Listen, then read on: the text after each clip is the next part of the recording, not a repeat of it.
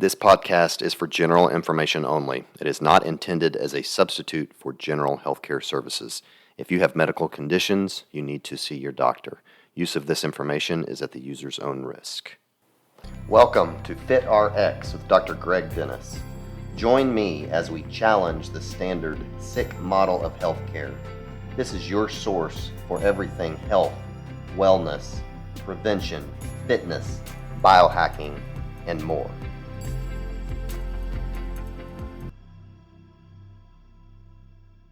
Hello, everyone. Welcome to another edition of FitRx. I'm your host, Dr. Greg Dennis, as always. Going to talk to a gentleman today by the name of Steve McKinney, and he is kind of a fitness enthusiast and always enjoy just talking to like-minded people. He has been in kind of the fitness world for a long time. I'll let him explain his story a little bit, but has a website, Fitness and More. He works with people, helps train people. As we've been talking before the recording, he does jujitsu, which, I've kind of toyed with a little bit. You probably heard me talk about that. He has what's referred to as the 3W approach to fitness, which I'm sure we'll get into. And just a lot of experience in the fitness world and training people. So excited to just kind of pick his brain. And then on top of all that, he's a pastor, which is really cool. And so anyways, Steve, welcome to the show. Dr. Greg, thank you so much for having me on. It's a pleasure to be here. I am honored to be here, actually. Yeah. So No, thank glad you. to talk to you. Glad to talk to you today. Yes, sir. Well, I guess tell us, if you will, first, just a little bit about yourself, how you got here, what got you interested in fitness and, kind of what you're doing today and just a little bit about what you do. It actually goes back a long time. I remember when I was a kid, my grandfather, and I always was intrigued with, big muscle guys and weight training and I would watch the Olympics and, watching these guys just hoist heavy weights was just always intriguing to me. And I remember my grandfather took me to a place called Kmart. I don't know if there's any Kmart where you guys are, but he bought me a set of weights. And there were the cement weights, plastic wrapped, and they were called Ultratron. And immediately I just got bit by it was the cement bug back then. We call it the iron bug now. But I just got bit by the iron bug. I loved lifting weights. And so I just did that just all through my life and played a lot of sports. And then, I was into gyms. I was a competitive bodybuilder. And then I turned my garage into a gym. And I invited people, just did monthly memberships. And I'm in the middle of my residence. I got 50 people coming to my gym, coming and going. My neighbors are complaining, but it was just a blast. But what happened was everyone would ask, and this is it's still very common, but everyone would ask, hey, can you make me up a routine? Can you make me up a diet? And I would just go over those things. And I kind of realized that this one-on-one personal training thing, which wasn't really a thing at the time, was kind of attractive to me. And so I would get muscle and fitness magazines way back when. And in the back of those, they had these ads. And they had an ad for $5 on how to become a personal trainer. So I mailed that a check off to that and got this little book that I just went through and I began to learn things.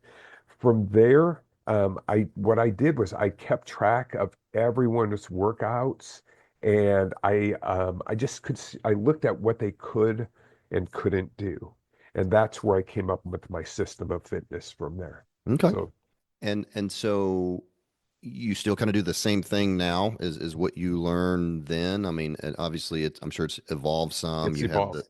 the So Fitness and More website. So tell us a little bit kind of what you do now. Okay. So back then I was as a bodybuilder and when we lifted heavy weights. But then as I moved forward, there's guys like Mike Mentzer, Dorian Yates, and they did this high intensity approach to training. So I explored that. But I also found where you could use Nautilus principles and things like that applied to weights, and I used those. And that is where that came from. Now, back then, the volume was really high. And I slowly started understanding how little it was that it took to actually stimulate a response for people. And so with my website, it's fitnessandmore.net. What I do with that is it's just a place where I kind of share information. And, we do online training. I can do training at home. There's a lot of different things we do with that. And that's actually where the book, The Gospel of Fitness, came from. It came from integrating all of these things together. Someone asked, "Hey, how long did it take you to write that book?" And I said, "Well, it took me 34 years because I started my business 34 years ago, and I kept track of everything. And then I began to kind of understand how I could train clients. And like I said, what could people do, not just for like a 6 week or an 8 week plan, even though I still use those to get people kick started. But what I was looking at is how can I create longevity for people? What could they do for a lifetime? How can I get what I called weight training back then, the fountain of youth? Now we call it anti-aging longevity, those types of things. How could I get this to people? And that's kind of where it all came from and where it is now. What do you think? What's some of the biggest things you've learned? I mean, you're a little bit older than me, but not too much, and we've both been doing, fitness and lifting for a long, long time. I've been doing it for over 30 years, and I've definitely learned some things over the years. What are some things that you've learned that you wish you would have known 30 years ago? Principle of tension. That's the number one thing I should have learned. And what I mean by that is training muscles and saving joints. Mm, That is one of the things that's super important to me now because we have a lot of clients. And like I said, I kept track of what they could do. And early on, it was the double progression principle. You either add reps or you add weight and you kind of get to that maximum thing. And there's a point with lifting weights, I call it the point of diminishing return where it begins to bother your joints rather than it benefits your muscles. It becomes more ego lifting, so to speak. How much weight can you lift? So the evolution for me was keeping the muscle under the load. And that is it's something I still do today, especially as I age. And the movements that we do that I suggest for people are very slow and controlled. I don't do any explosive movements. I train people to muscular failure to where they cannot do in good form another rep. Now mm, that and how that looks is kind of different than what most people think about. If you're moving slow, there will be a point in the set where you will not be able to move the weight any further. I instruct my clients to continue to push against that weight, even though it's not moving, just for about 5 to 10 seconds. I have them do a little countdown. I'll count down for them. And so that what is what how I look and now I'll explain further on why that works. So there are when you look at muscle fiber typing, there are 4 different muscle fiber types. There's the type, we'll just call them type 1, 2, 3, and 4. What we want to get to is type 4, okay? And that is actually fast twitch oxidative.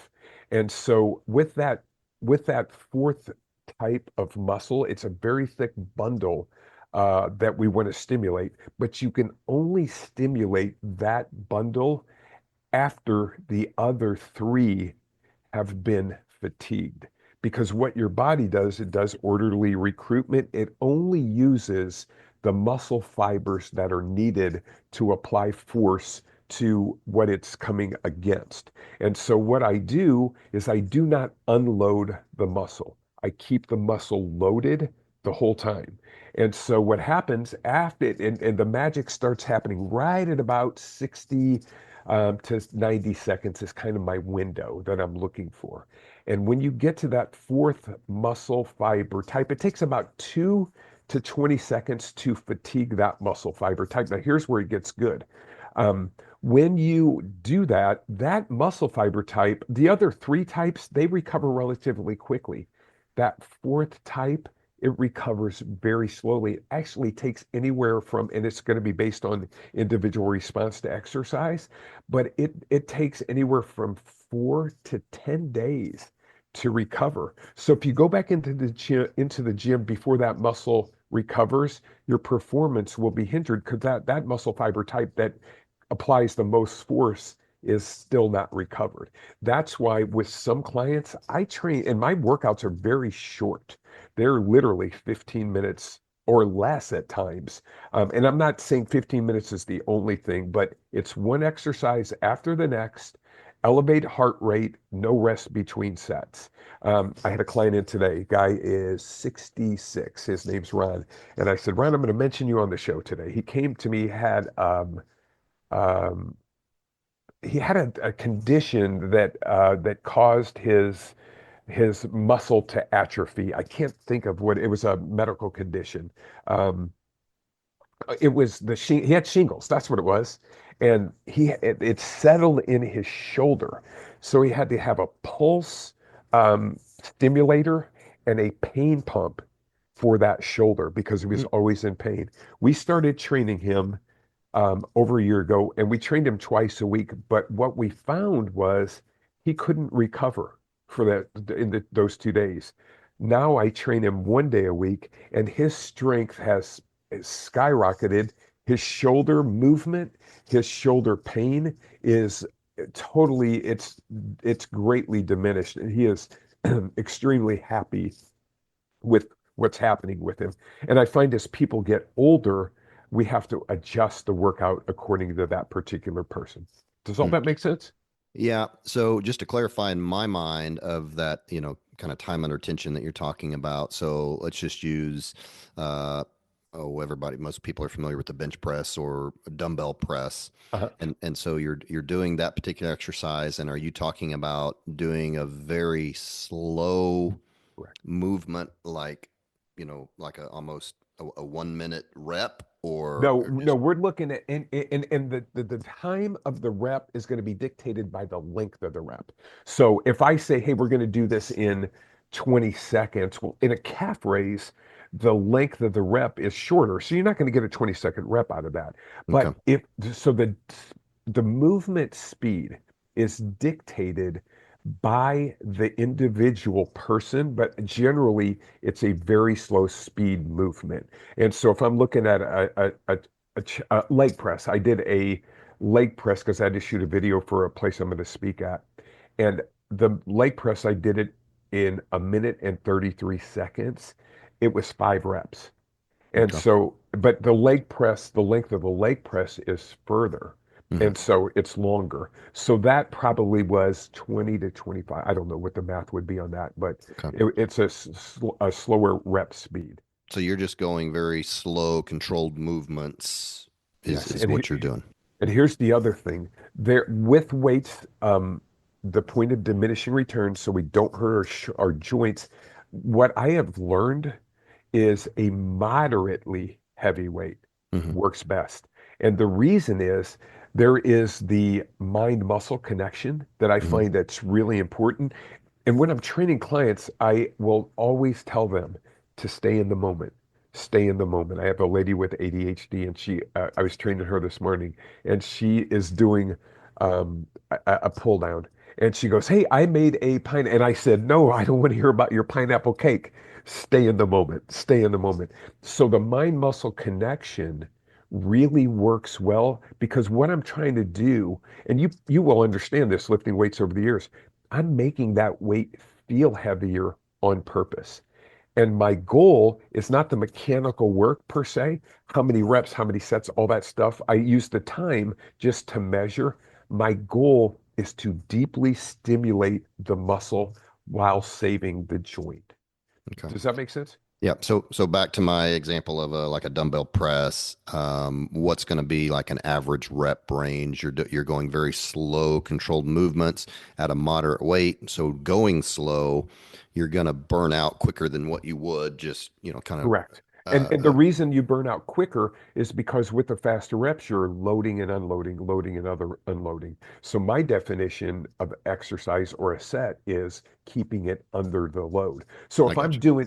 if I'm doing an incline dumbbell press, I would say anywhere from 5 to 10 seconds on the way down and 5 to 10 seconds on the way up. But Mhm. I'm not locking out completely at the top of Gotcha. the movement. I'm just keeping a little bit of tension there. Yeah. And then you mentioned you don't have people rest. So are they going from that to a different body part? Yeah, yes. So Okay. here's how my general program is set up. And there are variations to this, and I'll explain that as well. So my general program, I have an old, I don't know if you would know this machine, but it's a Nautilus clamshell ab machine. Have you ever seen one of those? You put your feet under If I the saw it, I bottom. might know, but Yeah, it's a your feet go under the bottom pads and your hands go okay. here. Yeah, yeah, yeah. I know. Okay. Yep. Yeah, and I always say, hey, let's use the flat back in that so that we engage the abs, we engage the core, and then we start the movement. And then we're doing that movement very slow and controlled. And the details and all of that matter. Like I'll have people make sure the elbows are tight, they're moving slow and controlled in the middle of it, make sure they're continuously breathing so we don't get any Valsalva. So I keep that move. And you'll find that when that happens, people get extra reps. It's really weird, but it does work. So I go abs to pull down, to chest press, to seated row, to overhead press, to curl, to tricep press downs, to leg curl, leg press, leg extension. That's a general program. Now, I vary that. I put it like this. When I get people in the gym, it's like taking a suit that you find on a rack, and then what you do, you have to get that suit tailored. So I Mm. give people Yeah. the general program, and then I tailor the Sure. program to Yeah. that individual person. And for example, another thing that I've been experimenting with a lot more just to keep better tension, I've been doing a lot of isometric movements. And so I find that that works very, very well as well. And then I also, in some of the isometric movements, I do what's called a time static contraction. And so let's say, for example, I'm on my desk right now, and I'll train, when I train online clients, this is what I'll do with them. I have they have to have very little equipment. But let's say that I want to do a tricep movement. If I put um, the sides of my hands into my desk and I slowly begin to push down, trying to flex my arm down, Mhm. my tricep begins to engage. And so what I'll use is I'll use an anywhere 10 to 20 second protocol. You go 50% at 10 to 20 seconds. Then you go 75% at 10 to 20 seconds. And then I have them do 30 seconds as hard as they dare. And I say as hard as they dare, not as hard as they can, because when you go as hard as you can, you will begin to what I call brace. And you're using other muscle groups to complete a rep or to stimulate in a way. I want to isolate those muscles in the middle of it. Does that make sense? Yeah. Yeah. So, And so, this style of training that you're talking about, so you're going one round, do you have them do multiple rounds? It sounds like you're doing kind no. of a full body thing. So Yeah, just just a one full body, time. just one full Wow. body. Okay. And going back to getting to that fourth muscle fiber type, that's all you need. Hmm. So that's how, and I have, I've trained bodybuilders this way. I train all my jujitsu athletes this way. Hmm. Because here's why: a trained muscle is a trained muscle.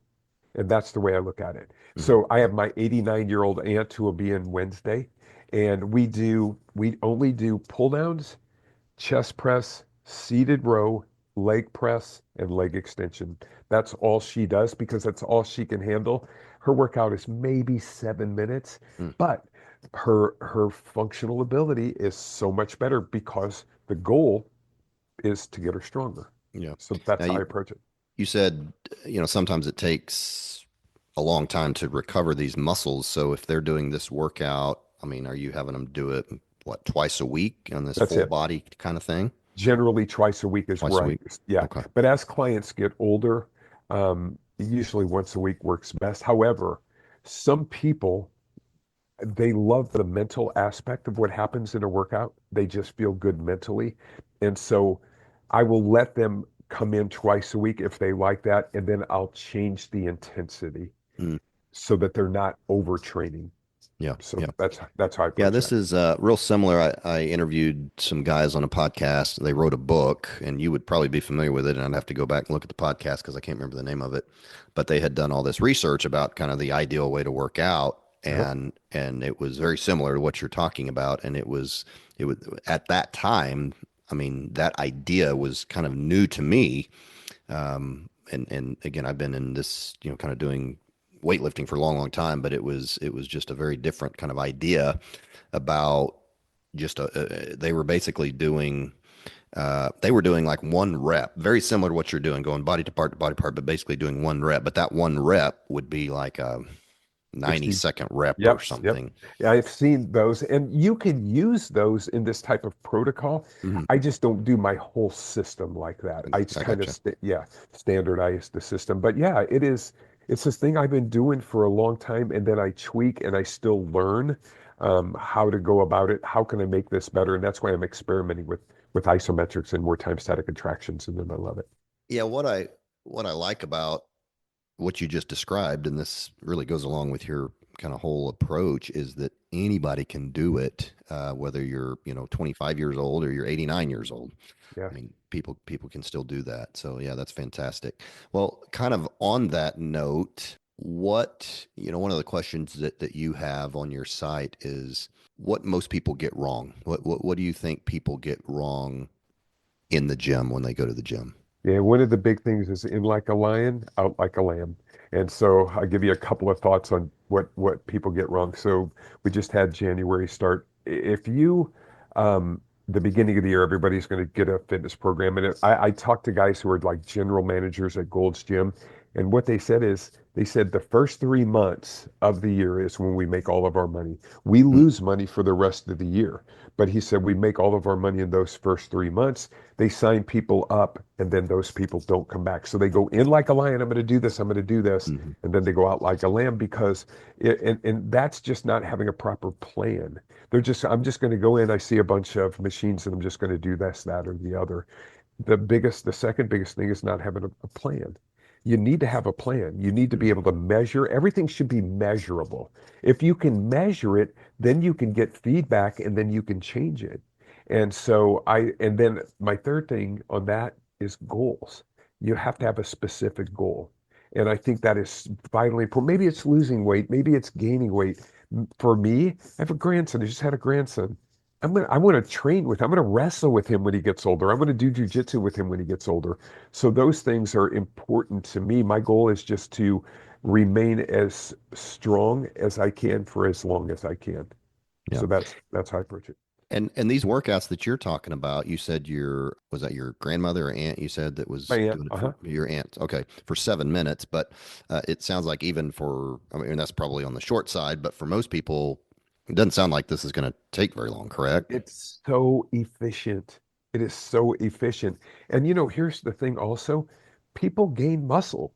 I know it sounds crazy. I have bodybuilders who come in and say, well, this will never work for me. It takes me 2 exercises to get them to understand what I'm doing. And by that second exercise, they'll do a set of abs and they'll do a pull down. And they'll look at me with this just really odd look. And it's usually, man, I've never felt anything like that before.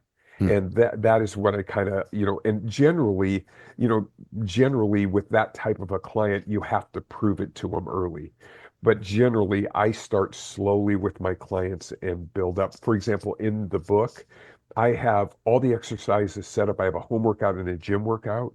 And what I do is I start people at 3 times per week. The reason I do that is I want them to learn the proper form of the exercise. And then after a few weeks, when they feel good, then they can slowly increase the intensity of the exercise. And then we cut it down to 2 weeks and we add a few more exercises, or 2 days a week, and we add a few more exercises. So there is a learning curve that goes along with this. You learn, you become, I always just tell my clients, you become an expert at stimulating your own muscle. And once you do that, it saves so much time, it saves so much pain for a lot of people with joint injuries and different things like that. And it's very efficient. Hmm. Interesting.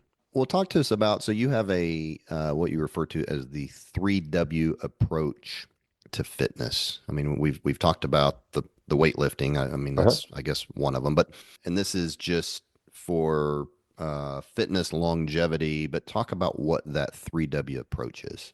So here's what I do. And when I go speak, I always tell people, hold up 3 fingers and makes a W. It's an easy way to remember the system. Weight training, walking, and watching your diet. So I tell people to walk for 30 minutes a day.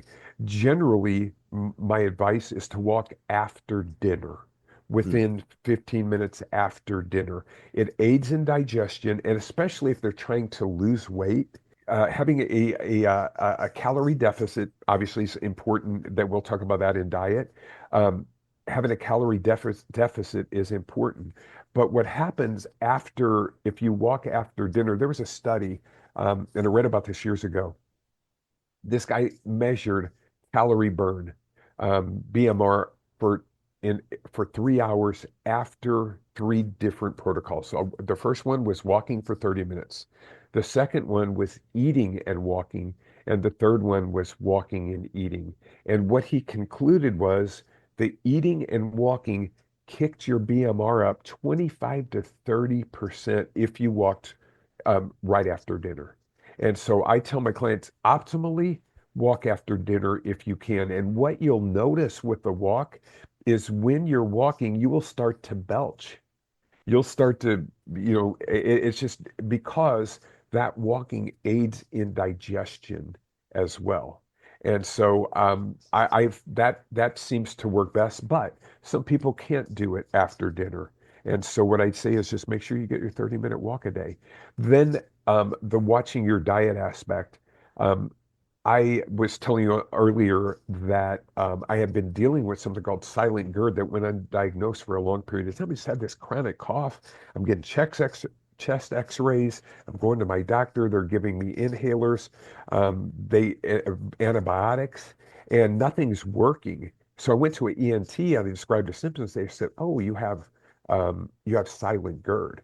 So I'm like, okay. So I had to go on for the first time in my life on medicine, which just crushed my soul because I just don't want to have to take, something every day. Hmm. But it was helpful, but it didn't completely fix the problem.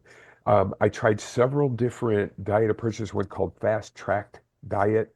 That seemed to help a little, but I just recently, about 2 or 3 weeks ago, came across Jonathan Aviv's low acid diet. And that has made a world of difference. And I say that to say this: food is medicine. No doubt. And Yeah, no it doubt. is, there's no question about it. So when I'm looking at, and like I said, most of my clients who come through the door want to look and feel better. And so generally what I'll do is I'll give them a calorie count because I think that's important. And the reason I think it's important is because most people lie to themselves about how much food they eat. And so if I can track their calories, then what I can do is we can measure and we can adjust. But I also try to tell them to eat real food. That's Mm. the most important thing. I'm also a big fan, and I did this for years, of intermittent fasting. I just love intermittent fasting. And I don't do that anymore because I was, hopefully I can get back to it if I can get myself under control. But I'm getting better with this condition that I'm dealing with. Yeah. Oh, that's great. Yeah, we preach the same message. I preach it every day, and I'm a physician, but if everybody did all these things, I mean, they wouldn't need me. I would be out of business. Yep. But it's funny how it all comes by. My listeners know this because I've been talking about it for years. But it all comes back to the simple things, and that is eat real whole foods, move, exercise, and gosh, if we just did those simple things, just think about all of the chronic illnesses that we could prevent. Yes. And I hope that actually I have a T-shirt, "Make America Healthy Again," and not to be political in any I way. understand totally. And I'm with it's you. and I'm with I you. tell people it's sad that our health and wellness has become political, So frustrating. It's and so it shouldn't be. frustrating. And I'm not trying to make a political statement, but I am excited that there is at least some awareness being brought to processed foods and different things. And so anyway, yeah, I preach that No, all I the time. Yeah, I love it. And I love what you're doing too, because I listened to a few of your podcasts and I was taking notes on supplementation and what you're doing with supplementation. I hadn't heard of, there was one that you talked about for uh, spermidine. I Oh, haven't heard of that yeah, one. yeah, So I'm going to research that one. I love that. You have a great show and you have a yeah. lot of great content. Oh, Um, yeah. Well, appreciate that. as a side note, have you read Peter Attia's Outlive book? I have. Uh-huh. Yep. Okay, so here's my take on that. I love him. I Yeah. think he's fantastic. Very smart guy. Yeah. He really is. However, I'm walking and I'm listening to the audiobook. I was walking, we were on Huh? vacation, and I was outside walking and enjoying the sunshine. And I'm listening to his exercise protocol. He talks about rucking and different Mm, things like that. And I'm mhm, thinking to myself, oh my gosh, Dr. Peter, you're a chronic overtrainer. mm. Your joints will not last. Like, this is just my mind. In the Right, right, next right. chapter, he talked about the surgeries that he had. And Ah, a yeah, lot of yeah. that is, and that's why I talk about training muscles and saving joints. And so with rucking, because I just had this question this morning, somebody asked, what do you think of rucking? I said, well, I think it's okay if you're not doing anything else and if you don't overdo it. But with the principle of exercise that I use, which is loading the muscle, rucking loads and unloads. So you have to be really careful on how you go about that. Now, what I did take away, my big takeaway from Dr. Pete was doing something at least once a week, and this is my interpretation or my the way that I add this to my program.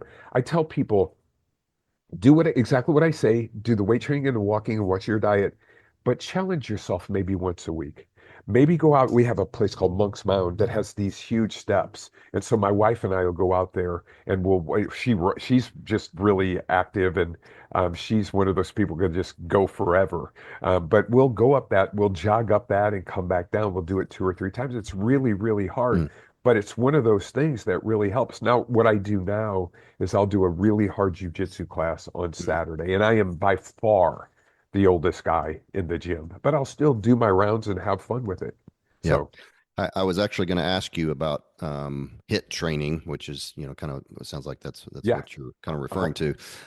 And the reason it sounds like your advice is almost identical to mine and what I've been telling people over the years. Because I study longevity. Yeah. I'm certified in age management medicine, which is I one love of the it. ones out there, anti-aging. But so as I've learned over the years, I tell people the ideal kind of exercise because I get asked that a lot. What's the ideal way to exercise? To for longevity. Uh-huh. And so I tell them almost exactly what you're saying, although I don't go into detail about how to lift because that's just not what I do. I mean, Sure. I'm talking about their nutrition and everything else, but I'll tell them to lift twice a week. So lift something twice a week, move every day. So as you're talking about the walking, and then do some kind of hit training once a week. I mean, so I'm like, Perfect. if you'll do those things, in kind of from what I've learned over the years, I mean, that's the formula for longevity as far as from an exercise standpoint. So It is. And then and like you said, that it challenges you mentally, it challenges you physically to do stuff. And we're saying the same thing. I just put mine in categories, and that's why I use things to try to get people to remember weight yeah, training, walking, watch your diet. So yeah.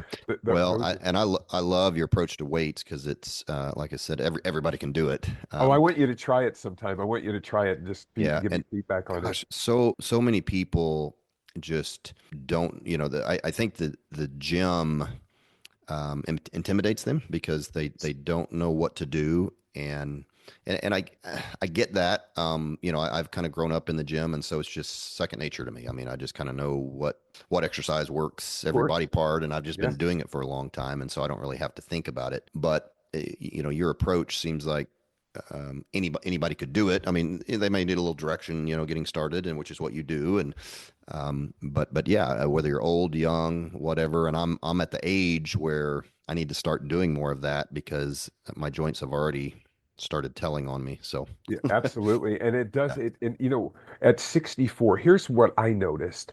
I noticed the change starting happening at 40. And Mm, I adjusted my workouts at 40. I used to do powerlifting and things like that. My buddies who stayed with that, they all have hip replacements, knee replacements.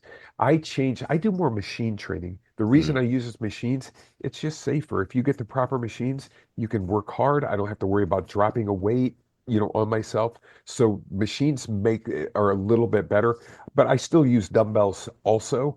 But I'm just safe in what I do. yeah, And yeah. so, but at 40s, I started noticing a decline. I could do what I used to do. I couldn't do it as often. 50s, I could not do as much as I used to be able to do. And 63 is when I really noticed that, oh man, we're really noticing this. So now the goal is not to necessarily gain strength, It's just not to lose any more strength. For sure. Yeah. Yeah. If you can maintain, yeah, that's fabulous.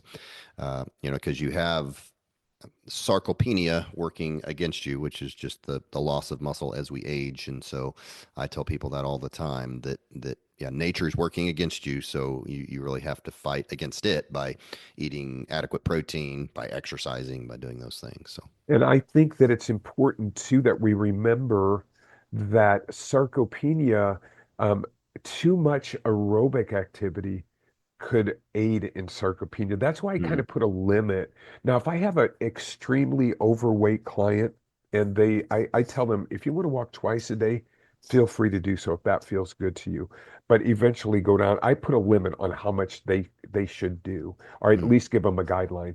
Now, some people like to walk a little longer. I don't say, hey, this is a law. I'm just giving guidelines in the middle of that.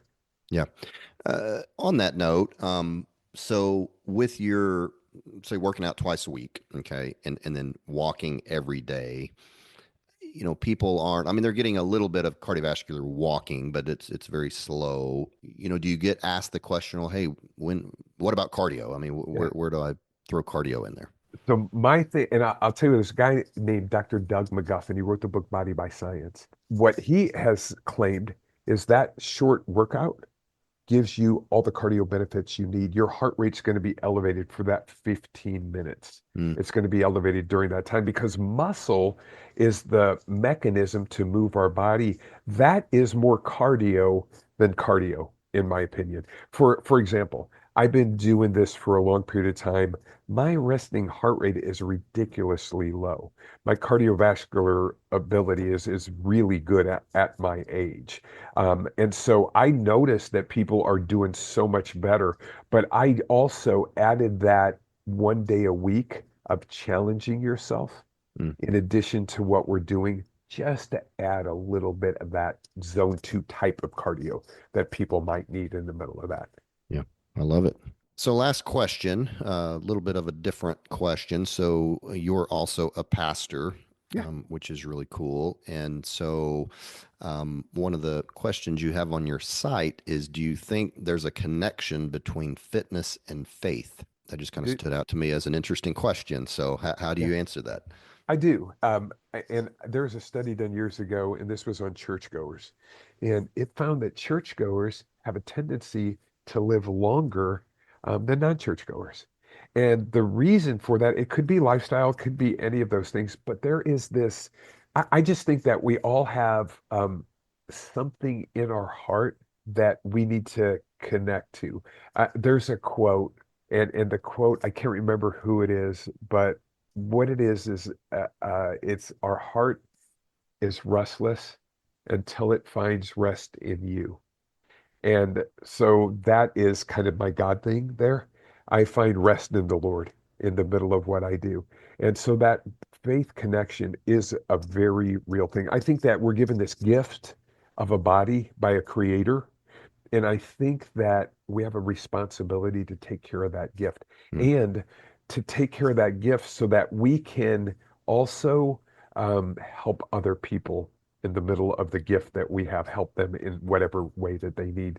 So as my clients, as my congregation gets older, I just say, listen, you've gained so much wisdom over the years. Stick around long enough to share it with this younger generation that's coming up. And so, but for me, I wake up every morning, my Bible's right over there. I read my Bible, I journal. It gives peace to my soul. It's so good for my mental health. So I can go on about that, but that is the connection there is very, very real to me. mm. Very nice. All Yeah. right. Well, that was all really good stuff. Thank So you. Thank as you. we wrap up, I always ask my guest if they could give us one health tip that would make us healthier today. You What would you betcha. say to that? I will say, could I tout my book just for a second though? Absolutely. Yes, please. Yeah. Okay. I'm sorry.